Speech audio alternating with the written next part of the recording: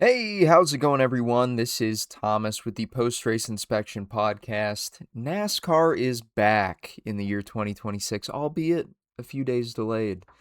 In this episode, I'm going to give you my instant reaction to the clash at Bowman Gray, or should we bring back the name The Crash? Because they certainly did a lot of that tonight. I'm going to give you guys a rapid fire recap of the race. I took some notes and give me some feedback in the comments if you like it. I might do it more often. I'll be down in Daytona and probably in Atlanta for those races, so I might have a longer form, just rambly recap for that. But for the races that I watch on TV, I'll be able to take more notes for and be more like truly attentive to the action. Before I give my rapid recap and reaction and rating, it's a lot of R's. Please be sure to like and subscribe. It's completely free for you. It does nothing but help the channel out and help this community grow. So I guess with that being said, let's get right into it. I've got the race results up in my visual aid window, but let's just start right from the beginning.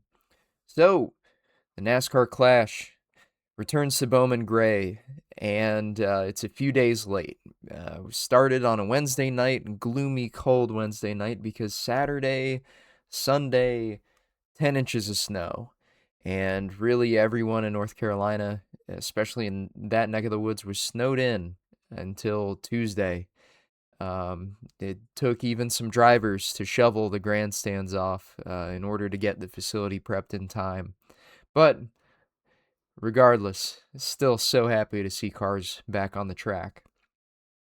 As far as the race goes, Kyle Larson started off very strong. He had the best car early, but fell back from the lead after about 70 laps. The actual racing product was so good. I'm going to say that a few times tonight. The actual racing product was fantastic whenever Fox was actually able to cut to the right cameras and show the racing. It was great throughout the whole field. Goodyear brought great tires. And I say tires because if you didn't watch it and you're just listening to this reaction, things got hairy. And that's why the first 70 laps are kind of sparse because they went by quick. The last 120 did not. Lap 82, Larson clipped the wall. He kind of fell back after that point, kind of fell back into the clutches of um, the other front runners. Briscoe, I think Byron was up there at one point. Things were just going by so quick that it was hard for me to take notes. It was just I was glued. I was glued to the screen. Hocevar and Gibbs were early surprise front runners. Gibbs started third. Hocevar muscled his way to the front. He was efficient with his attack, getting up to the front, but he did make some enemies, and that'll come back to bite him later. Joey Logano absolutely terrorized the field. He bumped 3 cars ahead of him.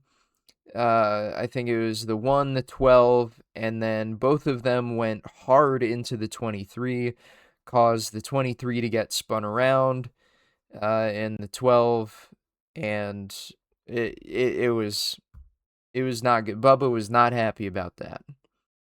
Cindric and Suarez also got involved in some funny business with Shane Van Gisbergen. It was really interesting to see Shane Van Gisbergen, Connor Zilic, and Cindric and Suarez just squabbling in the back. And, once Bubba got back there too, those 5 were just wrestling over scraps in the back. At least that was until we got later on in the race when things kind of got flipped on its head. Briscoe had the best car clearly after lap 60. There was a great battle for the lead for about 20 laps between a fading Larson and a strong Briscoe and Byron. Larson was holding up those two, And Briscoe seemed to be, for a while, the only driver to be able to pass people on the outside. He was actually holding parallel and gaining over Larson by passing him around the outside, which was really weird to see.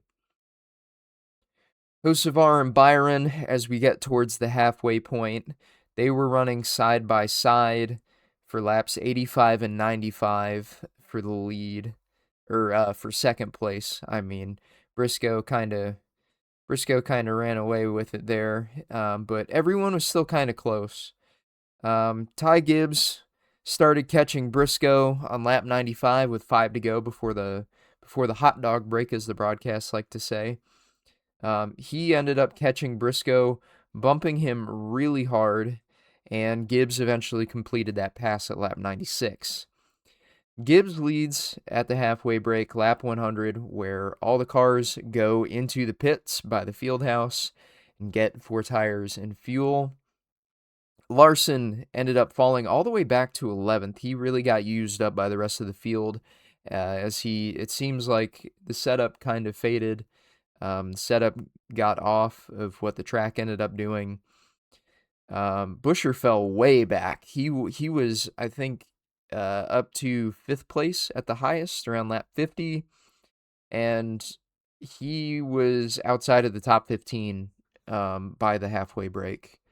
It was easy for some and really hard for others to pass. I would say half the field could make their way around people pretty easily. The other half had to use the bumper and not use the brakes. They would rather use the bumper than the brakes to make passes in the corners.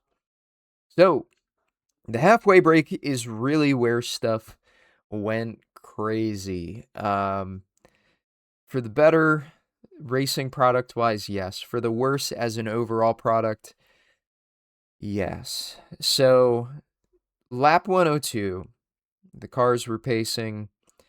It started sleeting and freezing rain. There were ice droplets bouncing off of the cars, the track surface, the people. The cars were called back to the pits after a few pace laps, where NASCAR made the decision to mandate wet weather tires be put on. And at that point, the sleet turned to rain, turned to a drizzle, and NASCAR blew the track off a little bit. And they were back to racing after about a 20-minute red flag, I would say, maybe 20 to 30, probably closer to 40 minutes with the total pacing that they did. They brought the cars in a couple of times, which was a little unnecessary. They should have just brought the cars in, let them wait out this yellow or this wet period.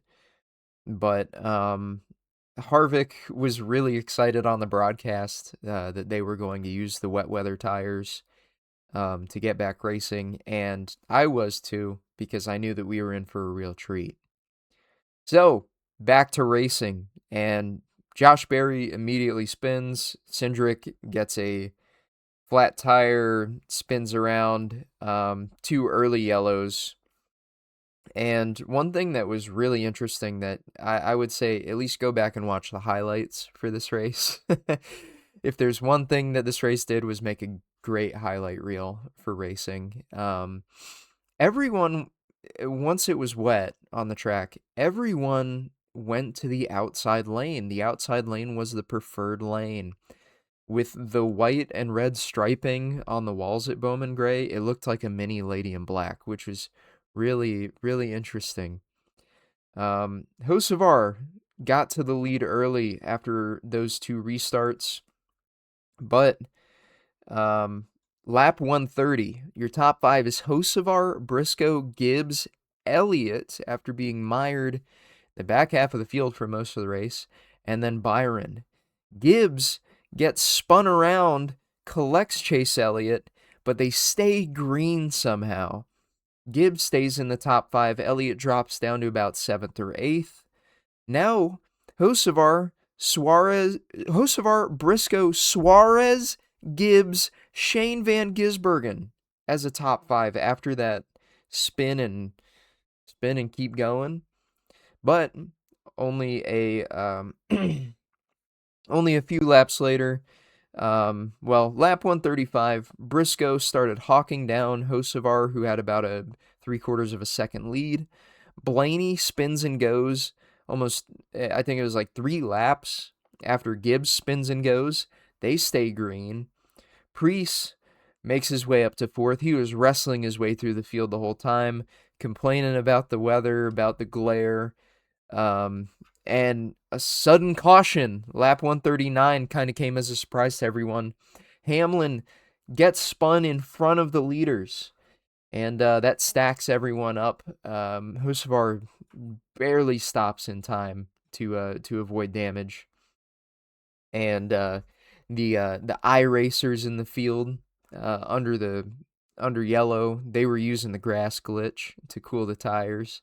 Under caution, a lot of people they were swerving from the inside grass on the straightaways to the outside. I call it the cushion, basically the wet water right by the wall, the cold water that was still on track by the wall to cool the tires off. So lap 139, back to green. Briscoe uses Hocevar up. Caution immediately for Austin Dillon spinning. They get back to racing. Hocevar gets bumped. Through goes SVG to the lead from last to first in a matter of 50 laps. Your top 5 now at this point is SVG, Hocevar, Preece, Gibbs, Zilich. What a top 5 compared to what it was even 30 laps ago. Caution again. Logano claims another sole as Elliott spins on lap 141. They restart. Lap 144. Hocevar gets used up by everyone now. He drops back. Caution again. Logano again. Hamlin again. Elliott again. They all stack up. And it stacks the field back up under yellow. Logano got sideways, spins, Elliott hits him, and there's nowhere for Hamlin to go. Hamlin popped up into the air off of Elliott's left rear wheel and crashes down with a little bit of suspension damage. Lap 144, back to green. Ryan Preece takes the lead, leading SVG, Hocevar, Gibbs, Zilich. Can't believe that top 5. It is so interesting to see the race completely flip once we got to basically road course conditions. The road course and the short track kings really showed up. SVG muscles Preece out of the way. Gibbs gets turned in front of the field, pile up big damage to a lot of cars stacked up directly behind Gibbs. Gibbs rolls slightly back. Hocevar gets big front-end damage, including suspension damage. Huge shuffle up here. And we're not even to lap 150. Lap 146, they restart. Reddick tries the bottom and drops 10 spots. That was something really interesting that he was the only one that I saw do on any of these restarts. He tried to kind of, I guess, like dig his left side tires into the grass, like the inside of the curbing, to see if he could like do a little initial D gutter trick and gain spots, but he ended up losing all of his progress, dropping way back. They actually ran green for more than 3 laps. Wow. SVG, Preece, Briscoe pull away from Suarez, Bubba, and the rest of the field. Lap 151, 3/4 of the way through. Are we going to get to the end clean? No! This race is really starting to drag on now. Larson has no power for some reason. Caution? Yep. He can't get back into the garage area. He ended up being out of gas. Somehow, the Hendrick teams, all 4 of them, did not get enough gas for a 50-mile exhibition race. That's because NASCAR decided for the second year in a row to not count caution laps. Yuck. So, at this point, After 153 laps of green flag racing, we have had 130 laps of yellow. Those were not counted. So really, they've done 283 laps up to that point. Even then, they shouldn't have really been close on fuel. They realistically, with a full tank, could have gone up to 350 laps if they added the right amount of fuel especially at the lap 100 break. There was no reason for them to have not gotten fuel on the lap 100 break if they knew that such a thing was going to happen. Other Hendrick drivers obviously were worried about the fuel now. Byron thinks he can't make it. The team knows he can't make it, and that really sucks because he was top 5 the whole night up to this point. One thing that really, really sucked, the finish was bumped from Fox to FS2 at 9 p.m., so a lot of fans who don't have FS2 weren't able to watch the end of the race, and that really sucks. I really hate Fox. You guys bumped NASCAR for a pre-recorded episode of The Masked Singer. NASCAR, please sign a deal with Amazon for the full season. Please send NASCAR to Amazon. We need it. Restart, finally. And Priest uses up SVG back, gets back into the lead. Great racing throughout the field. They run about 10 laps. SVG and Briscoe battle on lap 165. Priest hits the afterburners and totally dips. Chase Elliott's out of gas now. Hendrick teams are sweating. Caution is out.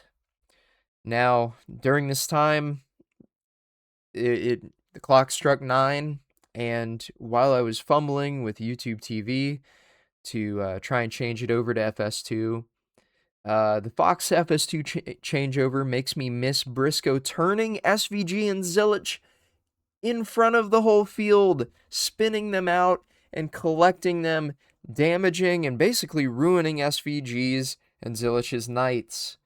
Crazy. I saw on the broadcast a few middle fingers were flung at Briscoe, which I like him, but man, not a wise decision at that point in the race.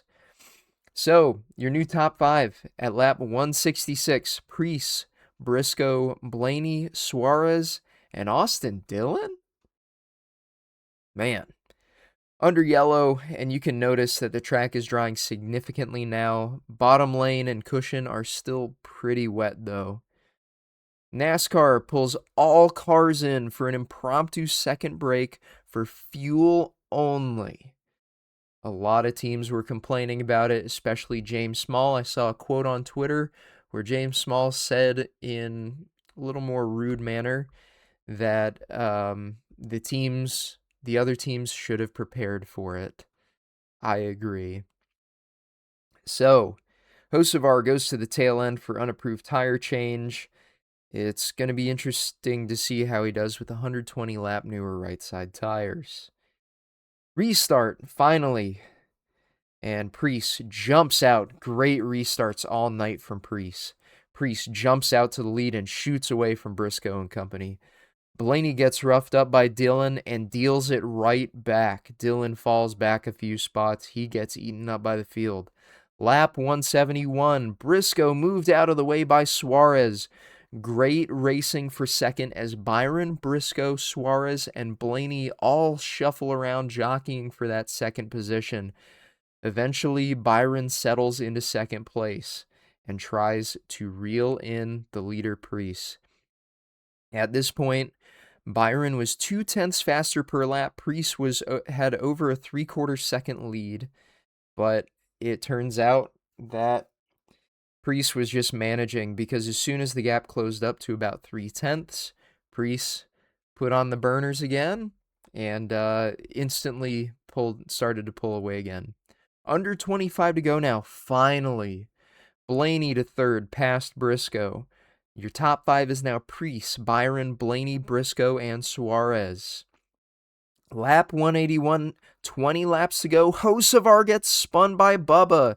Payback from them roughing each other up a few times throughout the race, and especially over the lap previous. They got into each other and were slamming each other into each other's doors, really trying to wreck each other. This is going to get really interesting. 20 to go restart. Priest rockets out front and sets sail. Never mind. Larson takes it 4 wide and spins off the 54 in turn 4. Pacing under lap 182, the 17th yellow flag of the night. It is really dragging at this point. And we hit 3 hours of total race time for a 50-lap exhibition race. Jeez. The main racing line at this point is almost totally dry. And so is my throat, so let me get some water. Priest launches ahead of Blaney on the restart, and Byron and everyone behind him playing bumper cars. Byron clears Blaney after a lap and sets sight on Priest. 13 to go. Priest and Byron running dead even lap times. Priest, by this point, because Byron had to fight Blaney to clear him, Priest is up by 3/4 of a second and managing his tires well. 9 to go. Byron slides it into one too hard, trying to push too hard to get to Priest. He loses about a second, opening up Priest's lead to about just over a straightaway. 5 to go. Your top 5 is Priest, Byron, Blaney, Suarez. Hamlin has snuck back into the top 5. Priest is managing gap to the lappers, and Byron now totally cruising. And 3, 2, 1 to go. And to bring it home to your 2013 Whelen Modified champion, Ryan Preece escapes the madhouse with his first win in the Cup Series and his first win with Roush Fenway Keselowski. Preece gets out of the car. For some reason, they set up victory lane on the opposite side of the stadium from the fans. And Preece cursed on live TV once, twice, thrice, 4 times.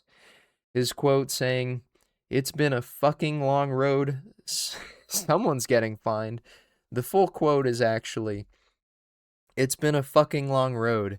It's been years and years of grinding. 2 years ago, I didn't even know if I was going to have a job. I thought I was going back to Connecticut." And from being fearful of going back to Connecticut, not having a job in the top level of American motorsports, to being the Cookout Clash winner at Bowman Gray. Man, things are looking good for RFK.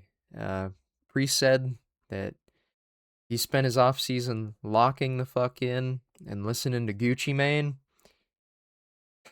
Man, shout out Gucci. All right, so with that, your top 10 finishers. Looking at the unofficial results are your winner, Ryan Preece, coming from 18th to win. William Byron, 2nd place. Ryan Blaney, 3rd. 4th is Daniel Suarez. 5th is Denny Hamlin. 6th is Chase Briscoe. 7th is Austin Dillon. 8th is Chris Buescher. 9th is Ross Chastain. And rounding out your top 10 is the number 48 of Alex Bowman. Some other notable finishers is Carson Hocevar, battled back about 10 spots with those new tires. And just everyone really had a bad night. Basically, everyone outside and even inside the top 10 had a really bad night on the track. I'm sure there's not going to be a lot of people with many drafting partners at Daytona come the end of the race. So, my personal thoughts, I've kind of sprinkled them throughout my race reaction through the last 20 minutes. Overall, the racing product was fantastic. The racing itself was fantastic. The race was super long. The race should not have gone for 3 hours and 15 minutes. NASCAR's big mistake here was just It is so idiotic. I said this last year, obviously not on this show, but I said it last year too. You need to count caution laps at this place because, especially if you're having 19 or 20 cautions where you're running for 5 minutes, 4 minutes, even not even taking pit stops, and then you have a red flag midway through the race. It 3 hours and 15 minutes is too long for most NASCAR races, period. Let alone a Wednesday night exhibition race. So I don't understand it. When they were actually racing though, the racing was so good, man. Yeah, I really recommend watching a cut of the race, like a full cut of the race that excludes the yellow flag periods, or just watching the extended highlights. So good. You're really missing out. I know that my race recap was great as well, but it it was so entertaining. At least the parts where they were actually going fast. Um, for I guess to give it a final rating, I would give this race a like a 5.5 or a 6 out of 10. Um, because the racing was a 10 out of 10. Like I've drove into your heads for the last 4 minutes now. 10 out of 10 racing product, but the rest of it was a 0 out of 10. So it it wasn't the worst thing ever, but it was pretty close. Like all things being considered, this was a bad look for NASCAR in the eyes of casual fans who might have tuned in, who might have just had Fox turned on, expecting the news or something, the evening news. And the first half of the race, they were treated to a delightful show. Second half, I wouldn't be surprised if viewership tanked. I don't blame anyone. I still personally enjoyed myself. If I were to more subjectively judge the race, I would say it's closer to a 6 than it is a 5. That's why I say 5.5 to 6. Um, I enjoyed it overall. I know a lot of people won't. It'll be interesting to see what Jeff Gluck's post on Twitter's the "Is this a good race" post says. I personally would vote yes. Um, as far as I've been a bell ringer for or a grandstander for personally moving the Clash back to Daytona. So with this whole scheduling fiasco, the winter storm, the weather tonight, all the cautions with caution laps not being counted, does Bowman Gray need to stay as the Clash venue? Um, I wouldn't be upset if it stayed the Clash venue, but I would still rather the Clash be down in Daytona. I would rather it be the Saturday before. I would rather it be the day before the Super Bowl, Saturday afternoon, or even Saturday night. Make it a Saturday night race. Because why not? Didn't it used to be on a Saturday night, anyways? Way back when? I mean, why not? Why not? Um, Bowman Gray, I do think needs to stay on the schedule. I don't think it needs an official points, like a points paying cup date, but I do think to give the fans a little something to look forward to, because I know that the in-season championship didn't move the needle for anyone, I would say, last year. My idea is 4th of July weekend, or the week of 4th of July, you do an exhibition race, 150 laps at Bowman Gray. You do that, and you there you go. There you go. Like a Tuesday night or a Wednesday night exhibition race, kind of like the All-Star race. It's, you know, somewhere between the All-Star race weekend and the end of the year, or the start of the chase, that first week of July. It would be so fun. It'd be so fun. And make it a yearly thing, why don't you? Not all the teams have to show up, but you can do $1 million prize pool or whatever. But I think that Bowman Gray would be better suited to that, especially with the weather in the region. Having Bowman Gray stay the Clash is going to be a liability.